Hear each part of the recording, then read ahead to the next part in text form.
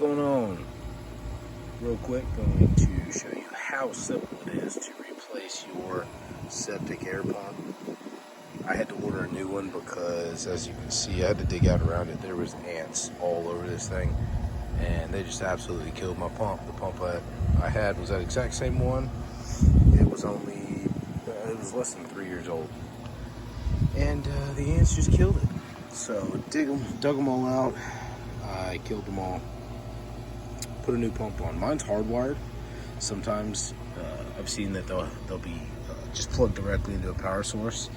If that's it, I mean, it doesn't get any easier than this. You do not need to pay somebody to come out and pay them extra to do this. I bought this one right here off Amazon for $280 or so. So it's the high blow HP-80-0117. It's the exact same one that died, and $280. The company that services my septic wanted to charge me $425, and that was before whatever they were going to charge me to come out and install this thing. So that was absolutely not going to happen. So like I said, quick, easy, painless, 5 minutes, and most of that was just cutting and splicing wires. So everything's same color. You got your neutral and your ground, power, hot, whatever you want to call it. You got your 3 wires. You got your green, your black, your white. They're the exact same on here. And then you have this little air tube right here that goes on the end of this nipple. Make sure whatever pump you buy has that nipple, or has the capability to put that little nipple on there, or it's not going to work. That's what I read anyways. I'm not a septic tank pump technician or anything like that, but that's what I read. So make sure you have it. This one right here came with it on there. Like I said, Amazon for $280 out the door. It did take about 13 days to get here, and by day like 9 or 10, the septic sprinklers are way out there, and it started smelling real ripe. So quick and easy. Splice the wires, plug this little tubing on there, and then this black tubing. See if I can get out of the sunlight here. This black tubing with the little clamp on it right there. That's the one that was on there. This comes with it, but I just used the one that was on there, and you are good to go. So make sure you cover it back up, which is what I will do. Of course, I had the power off when I did this. Turn the power back on. Make sure you got all your switches flipped to run this thing correctly again, and you should be good to go.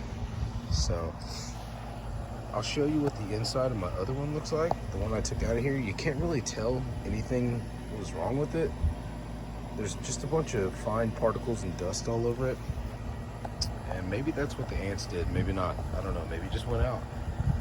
But I'll show it to you real quick. Okay, so here is the old one. This was around all of it right there, just kind of keeping it in place. And then you had the cap right there on it. 4 little screws come off of it. And then this 5th one right here was on top, holding that lid on. And there's your little air filter, which is not crazy dirty, I guess. I know I've never changed it. Maybe the dude that services this thing does. Anyways, this is what it looked like on the inside. Dusty, dirty, but I would expect that it sits outside. You do have stuff like this all over it. I don't know what that is. It's not dirt, I don't believe. It's not all dirt anyways, if it is dirt. So I'm thinking maybe, I don't know. I'm thinking maybe that's just, maybe the ants get up in there and eat stuff. I don't know what they do. Doesn't look too bad. This thing was getting no power to it at all. And all I did was took these off, spliced the wires to the new one, hooked it up, and it ran. It's running right now. So I don't know. They do have rebuild kits for these things online.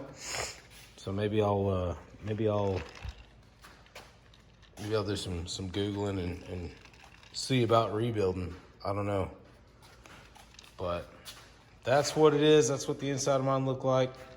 Don't know for sure, but all I can think is maybe the ants got in it and killed it. So anyways, thanks for watching, guys.